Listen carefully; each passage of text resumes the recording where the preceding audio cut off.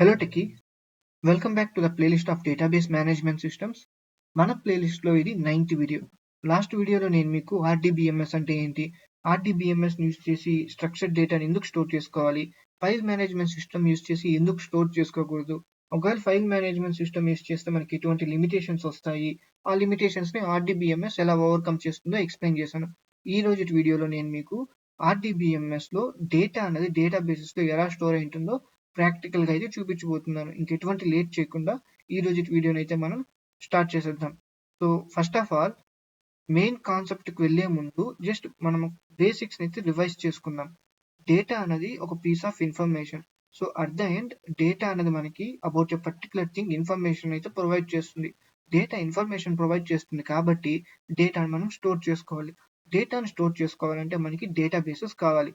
Databases ని మనం create చేయాలన్నా, మేనేజ్ చేయాలన్నా, ఆర్గనైజ్ చేయాలన్నా మనకి కొన్ని పర్టికులర్ స్పెషలైజ్డ్ సాఫ్ట్వేర్స్ అయితే కావాలి. ఆ సాఫ్ట్వేర్స్ నే మనం డిబిఎంఎస్ అంటాం.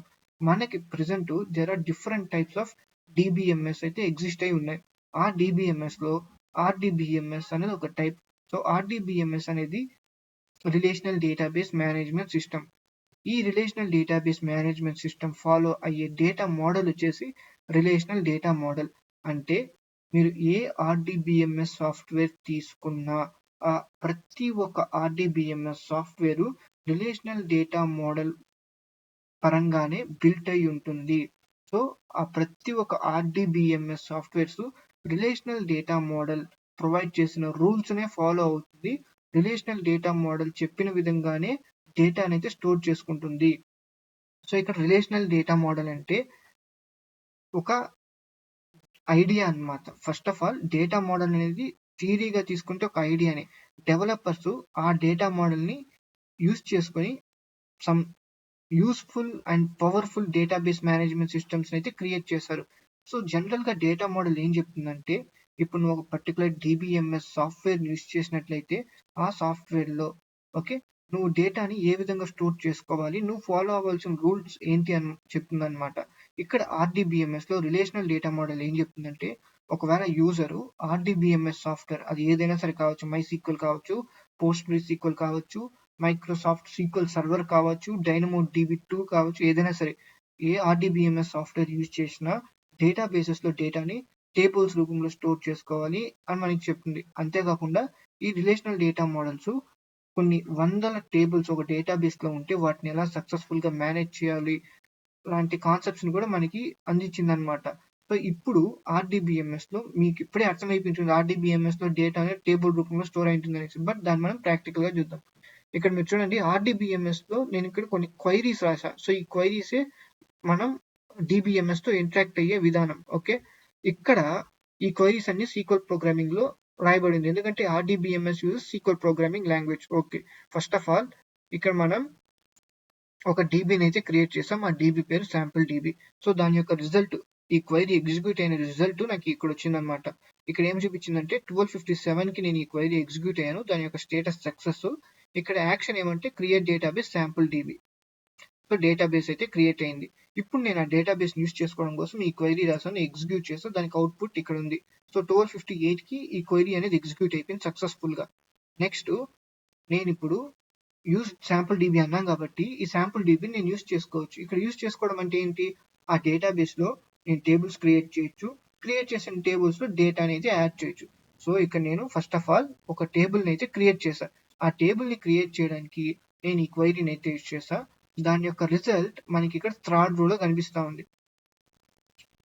సో సక్సెస్ అయింది కాబట్టి శాంపుల్ DBలో మనకు ఒక శాంపుల్ టేబుల్ అన్నది ఉంది. ఎందుకంటే ఇక్కడ నేను క్రియేట్ టేబుల్ అని చెప్పి టేబుల్ నేమ్ శాంపుల్ టేబుల్ ఇచ్చాను, డేటాబేస్ నేమ్ శాంపుల్ DB ఇచ్చాం. సో ఇప్పుడు మనకి శాంపుల్ DB అనే డేటాబేస్ లో శాంపుల్ టేబుల్ అనేది క్రియేట్ అయ్యింది. ఇప్పుడు క్రియేట్ అయింది కాబట్టి ఈ టేబుల్లో మనం డేటా అన్నది ఎంటర్ చేస్తాం. మనం ఎంటర్ చేసిన డేటా అంతా ఈ టేబుల్లో స్టోర్ అవుతుంది. కాబట్టి డేటా మనకి టేబుల్స్ రూపంలో ఉంటుంది. ఇక్కడ నేను డేటాని ఇన్సర్ట్ చేయడానికి అంటే డేటాని యాడ్ చేయడానికి ఈ క్వైరీని అయితే రాసా. దాని యొక్క ఎగ్జిక్యూషన్ రిజల్ట్ మనకి ఇక్కడ కనిపిస్తుంది 4th రోలో. సో 12:58 కి ఎగ్జిక్యూట్ అయిపోయింది. దాని యొక్క స్టేటస్ కూడా ఓకే. ఇక్కడ మనకి 2 రోస్ అన్నది అంటే సింపుల్ గా చెప్పాలంటే 2 డేటా ఐటమ్స్ అన్నది టేబుల్ లోకి ఇన్సర్ట్ అవ్వబడింది. ఇప్పుడు నాకు డేటాబేస్ ఉంది. ఆ డేటాబేస్ యూజ్ చేస్తున్నా. డేటాబేస్ లో టేబుల్ క్రియేట్ చేసా. క్రియేట్ చేసిన టేబుల్ 2 డేటా ఐటమ్స్ అయితే ఇంక్లూడ్ చేశాను. సో 2 డేటా ఐటమ్స్ ఇంక్లూడ్ చేశాం కదా, అది టేబుల్లో ఎలా స్టోర్ అయి ఉంటుంది అనడానికి అనే దాన్ని తెలుసుకోవడం కోసం నేను ఇక్కడ ఈ క్వైరీ అనేది రాసాను. Select star from sample table అనేసి దీన్ని ఎగ్జిక్యూట్ చేస్తే నాకు ఇక్కడ ఎగ్జిక్యూషన్ అవుట్పుట్ సక్సెస్ చూపించింది. అండ్ ఇక్కడ రిజల్ట్ నాకు ఇక్కడ ఈ విధంగా చూపించింది. సో శాంపుల్ టేబుల్లో మన డేటా ఐటమ్స్ ఈ విధంగా ఆర్గనైజ్ చేయబడింది. సో ఇది ఫస్ట్ డేటా ఐటమ్. ఇక్కడ చూడండి, నేను ఈ డేటా ఐటమ్ ని ఇన్సర్ట్ చేసినప్పుడు ఈ డేటా ఐటమ్ ఈ టేబుల్లో ఒక రోలో స్టోర్ అయింది. అలాగే ఈ డేటా ఐటమ్ ఈ టేబుల్లో ఒక రోలో స్టోర్ అయింది. సో ఇక్కడ మనకి ఈ గ్రూప్ ఆఫ్ రిలేటెడ్ డేటా అంతా కూడా టేబుల్స్ రూపంలో స్టోర్ అయ్యింది. ఇప్పుడు ఈ టేబుల్లో మనకి రోస్ ఉన్నాయి, కాలం ఉంది. సో టేబుల్ కి ఒక స్ట్రక్చర్ అయితే ఉంది. ఆ స్ట్రక్చర్ ని మనం క్రియేట్ చేసే టైంలో ఇస్తాం. ఇక్కడ స్ట్రక్చర్ అంటే మనం ఒకటి గుర్తుపెట్టుకోండి, ఇక్కడ క్వైరీ రాసినప్పుడు టేబుల్ క్రియేట్ చేస్తాం కదా, అక్కడ ఎన్ని రోస్ ఉండాలో మనం చెప్పాల్సిన అవసరం లేదు. దాని గురించి మనం ఆలోచించాల్సిన అవసరమే లే. కానీ టేబుల్లో ఏ కాలమ్స్ ఉండాలి, ఓకే, ఆ కాలమ్స్ లో ఉన్న వాల్యూస్ యొక్క డేటా టైప్ ఏదై ఉండాలి అంటే అది క్యారెక్టర్ అయి ఉండాలా, టెక్స్ట్ అయి ఉండాలా, ఇంటీజర్ టైప్ వాల్యూస్ అయి ఉండాలా అని చెప్తాం. అలాగే ఆ డేటాకి ఏదైనా కండిషన్స్ ఉన్నాయా, ఫర్ ఎగ్జాంపుల్ ఆ కాలంకి ఏమైనా కండిషన్స్ ఉన్నాయా అంటే ఏంటి, ఆ కాలంలో ఉన్న డేటా ఏదైనా రూల్స్ ఫాలో అవ్వాలా అనేది కూడా మనం చెప్పొచ్చు అనమాట. మనకి ఇక్కడ ఈ టేబుల్ స్ట్రక్చర్ ఏంటి, ఐడి కాలం, ఫుల్ నేమ్ కాలం, రోల్ నెంబర్. సో ఈ టేబుల్ యొక్క స్ట్రక్చర్ వచ్చేసి rows and columns. Okay, but structure తో పాటుగా మనము ఆ కాలమ్స్ యొక్క డేటా టైప్ డిఫైన్ చేసాము, అలాగే కొన్ని కండిషన్స్ డిఫైన్ చేసాం for some particular columns. If you observe, for ID column I given primary key. ఇక్కడ ఈ ప్రైమరీ కీ అనే కండిషన్ ఒక కీని ఇక్కడ మనం కీ అనొచ్చు, కన్స్ట్రైన్ అనొచ్చు. ఫర్ లెట్ సపోజ్ నేను మీకు కీస్ గురించి, కన్స్ట్రైన్స్ గురించి తర్వాత నెక్స్ట్ వీడియోలో చెప్తాను. బట్ ఇక్కడ నేను ప్రైమరీ కీని యూజ్ చేస్తాను దేనిపైన, ఐడి కాలం మీద. ఈ ప్రైమరీ కీ ఏం చెప్తుందంటే ఈ ఐడి కాలంలో నల్ వాల్యూస్ ఉండకూడదు, ఓకే, అండ్ ఆల్సో ఈ ఐడి కాలంలో డూప్లికేట్ వాల్యూస్ ఉండకూడదు అని చెప్తుంది అనమాట. సో ఎప్పుడైనా సరే మళ్ళీ నేను నెక్స్ట్ టైము 25634 అనే వాల్యూతో ఒక రోని ఎంటర్ చేసినప్పుడు ఇది తీసుకోదు, ఎందుకంటే ఈ కాలంలో నల్ వాల్యూస్ ఉండకూడదు, డూప్లికేట్ వాల్యూస్ ఉండకూడదు. ఇక్కడ మీరు చూసినట్లయితే మనకి మళ్ళీ ఇక్కడ నల్ వాల్యూస్ ఉంది. ఇదేమంటే లైక్ ఈ నల్ వాల్యూస్ మన టేబుల్లో స్టోర్ అవ్వలేదు, జస్ట్ ఇది లైక్ ఈ గ్రాఫికల్ యూజర్ ఇంటర్ఫేస్ అయితే ప్రొవైడ్ చేసింది. ఓకే,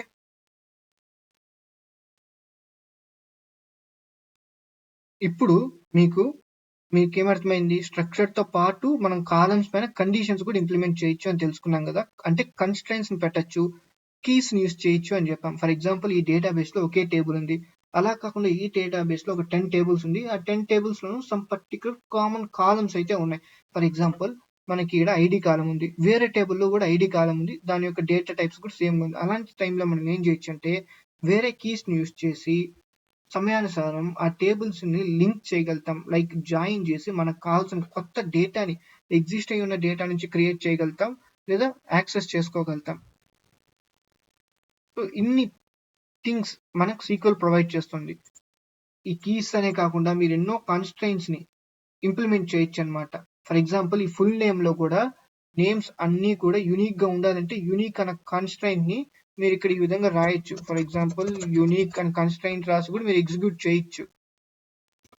ఇక్కడ టేబుల్ యొక్క స్ట్రక్చర్ అలాంగ్ విత్ కన్స్ట్రైంట్స్ నే మనం టేబుల్ యొక్క స్కీమా అంటాం. Table structure along with constraint is known as table schema. So ప్రతి టేబుల్ కి స్కీమా అనేది ఉంటుంది. అయితే ప్రతి టేబుల్లో మనకి రోస్ ఉంటుంది, కాలమ్స్ ఉంటుంది. రోస్ కి ఇంకొక పేరు ఏమంటే records, tuples, entity, items. Columns కి ఇంకొన్ని పేర్లు ఏమంటే ప్రాపర్టీస్, అట్రిబ్యూట్స్, ఫ్యూచర్స్. అసలు మనం రోస్ ని రికార్డ్స్ అని ఎందుకు అంటాం, ఎంటిటీ, ఐటమ్స్ అని ఎందుకు అంటాం? First of all let's assume that ఈ డేటా ఉంది కదా, ఈ టేబుల్ ఉంది కదా, ఈ టేబుల్ ని మనం ఎంటిటీ అనుకుందాం. ఎంటిటీ అనేది about a particular real world object గురించి సమ్ కామన్ ఇన్ఫర్మేషన్ అయితే ప్రొవైడ్ అయి ఉంటుంది అనమాట. ఫర్ ఎగ్జాంపుల్ ఇక్కడ మనకి ID, full name, roll number అని 3 కాలమ్స్ అయితే ఉన్నాయి ఈ టేబుల్లో. ఇప్పుడు ప్రతి రో కూడా ఒక డేటా ఐటమ్. ఈ డేటా ఐటమ్ మనకి ఏం చెప్తుందంటే గోపాల్ అనే వ్యక్తికి ఐడి వచ్చేసి 52634, అలాగే రోల్ నెంబర్ వచ్చేసి 19691. సో ఇక్కడ ప్రతి ఒక్క రికార్డ్ అనేది ఒక డేటా ఐటమ్. సింపుల్ గా చెప్పాలంటే ఈ ఎంటిటీలో, ఈ గ్రూప్ ఆఫ్ రిలేటెడ్ డేటాలో రో అనేది ఒక entity item. I hope you understood the point. ఇప్పుడు కమింగ్ టు కాలమ్స్. కాలమ్స్ ని ఫీచర్స్, యాట్రిబ్యూట్స్, ప్రాపర్టీస్ అని ఎందుకు అంటారంటే అవి సమ్ ప్రాపర్టీస్ ని తెలుపుతుంది కాబట్టి. ఫర్ ఎగ్జాంపుల్ ఇక్కడ మనకి గోపాల్ అనేది ఉంది. ఈ గోపాల్ అనేది ఏంది, ఒక ఫుల్ నేమ్. సో ఈ కాలంలో we are having some names about a particular person. ఈ ఫుల్ నేమ్ లో మనకి గోపాల్ అనే పర్టికులర్ పర్సన్ యొక్క నేమ్ అయితే ఎంటర్ చేసుకున్నాం. అలాగే ఇక్కడ ఐడి కాలం ఏం చెప్తుందంటే ఈ పర్టికులర్ పర్సన్ కి ఐడి ఫ్యూచర్ అంటే ఐడి అనే ఒక ప్రాపర్టీ ఉంది. ఐడి ప్రాపర్టీ యొక్క వాల్యూ 25634. అలాగే ఈ గోపాల్ అనే పర్సన్ కి రోల్ నెంబర్ అనే ప్రాపర్టీ ఉంది. ఆ రోల్ నెంబర్ వచ్చేసి 21691. ఇంకా సింపుల్ గా చెప్పాలంటే ఇప్పుడు ఈ టేబుల్లో మనకి కార్స్ కి సంబంధించిన డేటా ఉంది అనుకుందాం. ఫర్ ఎగ్జాంపుల్ ఇక్కడ కార్ నేమ్ ఉంది, కలర్ ఉంది, కార్ కాస్ట్ అనేది ఉంది. ఓకే, ఇప్పుడు ఇక్కడ కార్ నేమ్ ఇక్కడ మారుతూ సుజుకి అన్నాం అనుకో, లేదా ఏదో కార్ నేమ్ ఇచ్చామనుకో, ఆ కార్ యొక్క కలర్ అనేది ఈ కలర్ కాలంలో తెలుస్తుంది. సో ఇక్కడ ఇండైరెక్ట్ గా ఈ కార్ నేమ్ కి ప్రాపర్టీ కలర్, అలాగే కాస్ట్ అనేది కూడా కార్ యొక్క ప్రాపర్టీ. కాబట్టి ఎప్పుడైనా సరే కాలమ్స్ అనేది ప్రాపర్టీస్ ని తెలియజేస్తుంది, యాట్రిబ్యూట్స్ ని తెలియజేస్తుంది. కాబట్టి కాలమ్స్ ని యాట్రిబ్యూట్స్ అనేసి, ప్రాపర్టీస్ అనేసి, ఫ్యూచర్స్ అనేసి అంటారు. ఈ వీడియోలో మీరు డేటా అనేది ఎలా స్టోర్ అయి ఉంటుంది, రోస్ అంటే ఏంటి, కాలమ్స్ అంటే ఏంటి, వాటిని ఇంకా ఏ విధంగా పిలుస్తారు, స్కీమా అంటే ఏంటి తెలుసుకున్నారు. ఇంకా నెక్స్ట్ వీడియోలో నేను మీకు కీస్ గురించి, కన్స్ట్రైన్స్ గురించి క్లియర్ కట్ గా ఎక్స్ప్లెయిన్ చేస్తాను. ఓకే.